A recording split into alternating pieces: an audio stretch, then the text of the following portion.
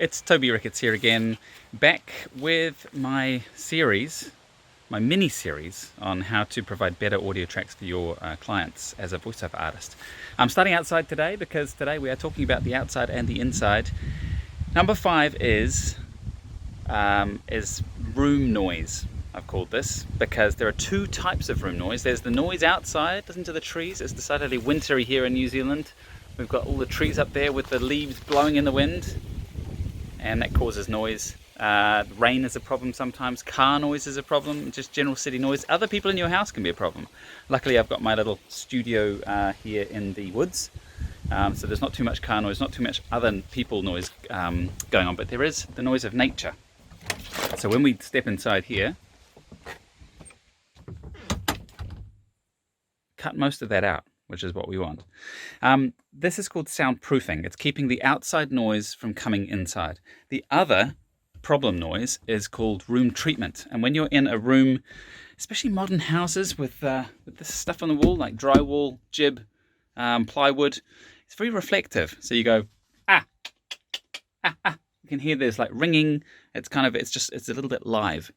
So we need to install some room treatment, which is this stuff here, Ortex. This stuff's called Ortex Quiet Space Panels, and it's polyester, layers of polyester sheeting, and it just soaks up sound.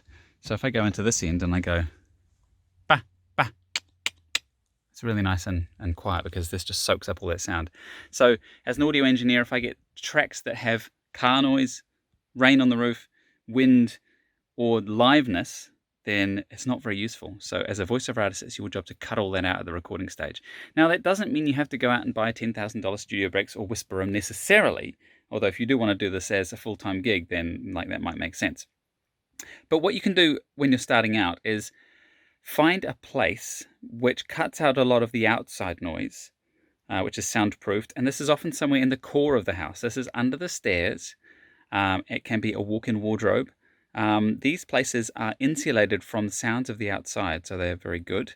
And walk-in wardrobes are perfect because they've also got lots of clothes in racks, which soaks up the sound, soaks up all that liveness. So you effectively have a studio like environment in there if you can get some power and microphone into there. Also on the soundproofing front, it's worth, I'm just going to flip the camera. I have some backup panels here, which is also the Ortex Quiet Space. And basically, if it starts raining heavily, because this has quite a thin roof, I've got some panels up on the roof there that just cut it out a little bit. But I sometimes have to build kind of like a little pillow fort. And I basically have to get these panels and pile them on top of each other like this. It's hard to do this with one hand holding the camera, but basically like this. And you can build yourself like a little cozy like this, and then get inside. And it cuts out a lot of the room noise. I've left the door open, so that's why. But that's like an emergency backup. If I've got like a live direct session that's happening, and I need to have audio that is nice and pure, I will go through the trauma of of installing these panels. As you can see, they're a bit unwieldy. And if you're judging me about the messiness of my studio, then which it is, and I apologize for that, but still, these are real podcasts. Check out Tim Harford. He's a great writer who talks about the benefits of a messy desk. Apparently helps you be more creative and productive. So I'm going to delegate to him on this one. And thank you for tuning into this series, this mini-series about how to provide better audio tracks to your clients and sound engineers. I hope you've enjoyed it. Please interact, leave comments, ask questions.